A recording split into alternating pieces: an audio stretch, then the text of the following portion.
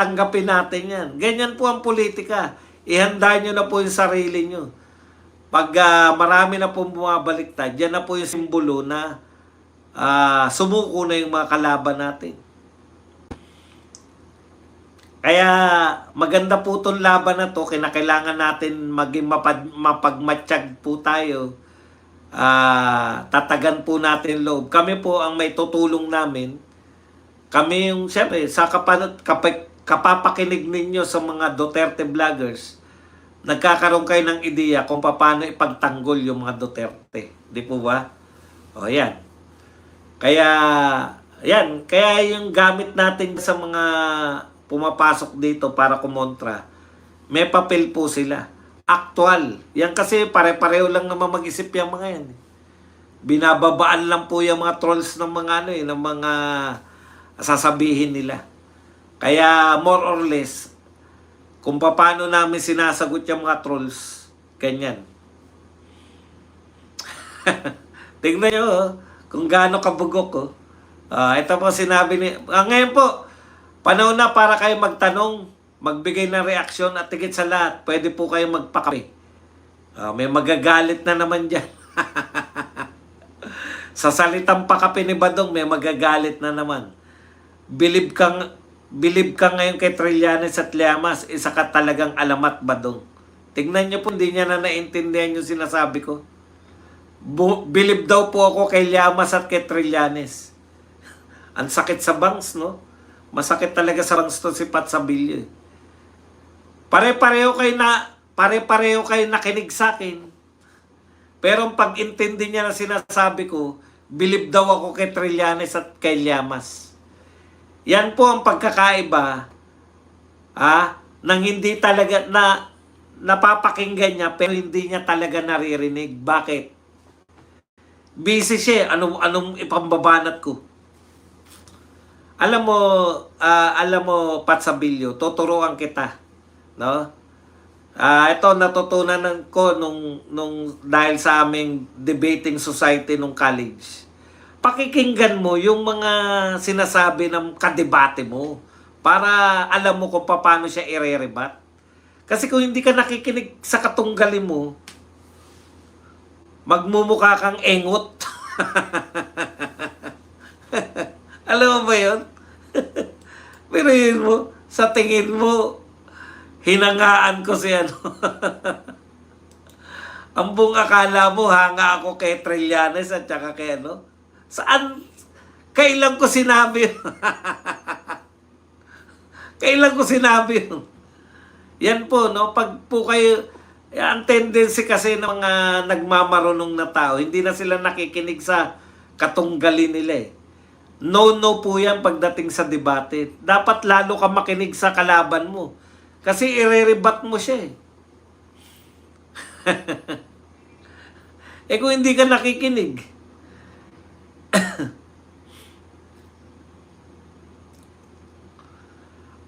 Adelaides, believe ako kay Sentry bilang Pilipino. Totoo naman, magandang bansa natin sa pamumuno ni BBM. Anong magagawa natin? Yan ba ng karapat dapat ko pang debatihin kita dyan? Talaga. Di marunong maglebat ng diskusyon niya si Pat Sabilio. Kamag-anak ata yan ni Gadon si Pat Sabilio. Tagalog na nga, hirap pa din sa comprehension. Ngayon po, hindi pa babaliktad ang mga mababatas kasi may bagong budget. Ayan, na makakawat. Kaya sa kalahatian pa ng taon, pag nasimot na nila 2026 budget, certified TAN-GA talaga tong si Pat Sabilio. Hindi yan sila makinig, Sir Bads, kasi may mga script yan sila.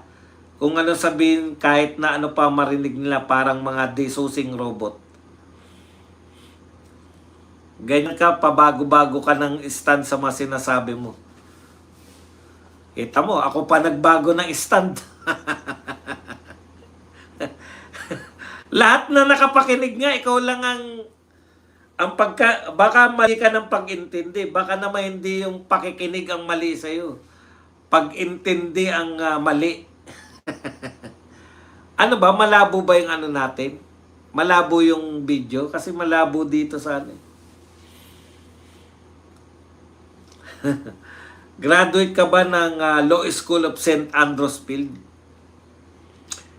Dumadami na yung mga bobong nanonood. Yan. Che Badong. Che Badong. Maganda daw yan, may trolls.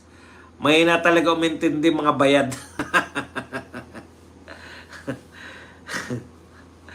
Pasabilyo is a rare human being. Sir, double time sila nagpapagurgur. Saan kaya galing planeta yan? Boss, ayon sa mahiwagang anino sa dilim, karamihan sa HOR. Teka, baka...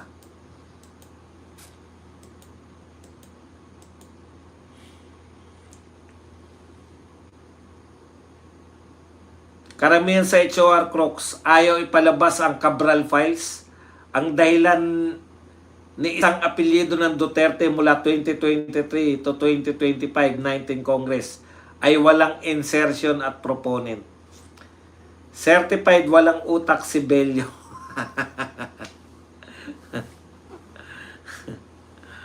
Nakakaawa eh. Patayin na natin to sa TikTok. Maraming salamat sa inyo sa TikTok.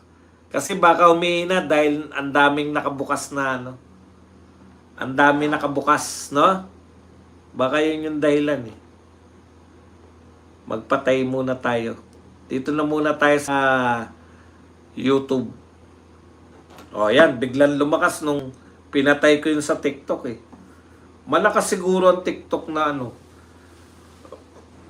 Malakas sumagap. O yun o, gumanda na yung bigla o. Yun na nga. Paggabi, hindi dapat ako nagtitiktok. Kanina pa, hindi nyo kasi sinasabi sa akin eh. Hindi nyo sinasabi, pagpangit kasi yung video, kapag may troll ka, ibig sabihin, relevant ka. May mga resident troll ako. Malaki kinakain ng bandwidth ni TikTok, sir. Yun pala yun. Si TikTok pala ang dahilan ng ano. Patayin ko muna to. Good evening, Boss Buds. Kaya luminaw na yung video kagad natin. Tatay Badong, sabihin mo kay Pat Sabilio, bumalik siya sa pagtitik-tik ng bakal sa barko. Naka 1080p na yung setting ko, sir, Buds, pero may labo pa rin, pero okay na, sir. Sayang. Pag mga ganyan, magsasabi po kayo kasi very willing naman akong patayin yung TikTok. Tatay Badong, sabihin mo kay Pat Sabilio, bumalik sa pagtitik-tik ng bakal sa barko. Ano na update sa subway project? Wala na kasi sa news sa media. Alam nyo po, ang update po dyan, binawasan po nila yung budget na naman sa subway. Hindi po priority talaga eh. Ang priority talaga ng gobyerno natin, yan, nilagay po nila dyan sa mga... Patayin ko rin nga tong isa. Mahina talaga paggabi, no? Yan po ang problema natin eh. Ang priority nila yung mapagkakaperahan. Kita nyo. Dinoble-doble nila yung mga AIX, tupad. Magtapatan po tayo. Siguro naman nakakita na kayo ng mga tupad. Yan lang po ang tanging mga nagwawali sa kalye na minsan isang buwan nyo lang makikita. Dapat yan, yung tupad, ipagbawal, kung ganyan lang po, na hindi naman araw-araw nagtatrabaho yung mga yan. Papapicture lang yata para, diba? Bilyon-bilyon po yung perang ginagastos dyan. Sa totoo lang po, bilyon po ang perang ginagastos dyan sa tupad na yan. Tapos ang trabaho, ewan ko yung AIX tsaka yung iba pa. Hindi ko alam kung ano namang ginagawa niya. Magwawalis ng isang beses sa loob ng isang buwan. Tapos susweldo na. Ang gobyerno nga walang malasakit sa totoong mahirap na mamamayan. Ganda sa nakaw. Tatay Badong, breaking news, 15 tupad cleaners. Kinulata ang 3 pirasong dahon ng siniguelas. Biruin nyo yun. Margie Miranda, Boss Badong, ganda po ng t-shirt nyo. Opo, kasi alam nyo ngayon, pagkatapos po ng Pasko, magse-sale po yung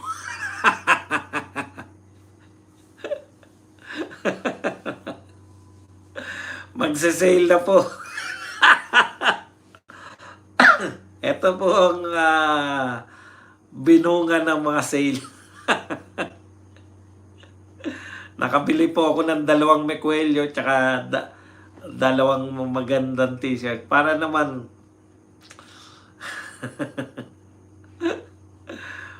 may itsura naman tayong panoorin, di ba? Bawi na lang tayo sa pormahan.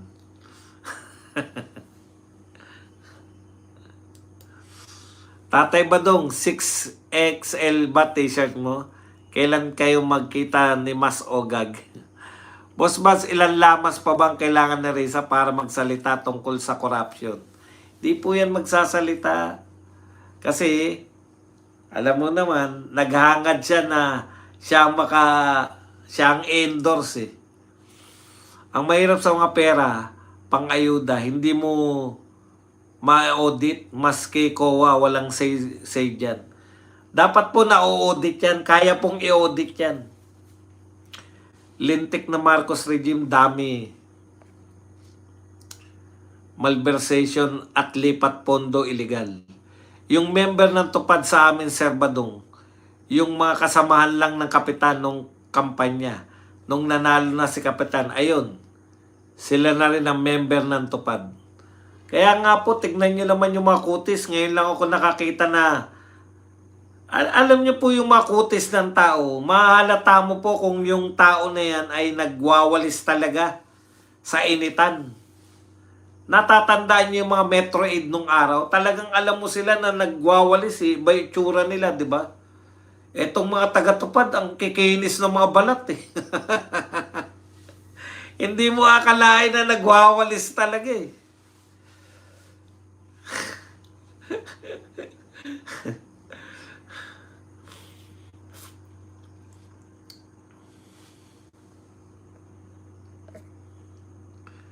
Boss Bas, pakibatay na may asawa kong bagong bayo. Walang iya ka. Pang-wholesome tong natin eh. Nakikinig siya ngayon. Gago raw ako. Ay. Binabati natin yung si Che. Ayan. Binabati ka ni Mike Shell Cruz. Siya ba yung Shell doon sa Mike Shell? Binabati ka ni Mike. Bagong ka raw. Magpapa-endorse kaya boss si Lenny or si Virus kay BBM sa 2020? Siyempre naman. Mga bugok yan. Tatay Badong, kailan ulit collab nyo ni Tatay PL? Anytime naman pwede kami mag-collab niyan. Script, Tupad, Lintik, Yawa, Marcos. 6 cents. Yan. Sir Bads, nag-post si Mike Abe, Tory at Amy Marcos daw. Iyak mga DDS. Hindi naman Tory at Amy Marcos ba? Alam ko, Irene Marcos at Tory.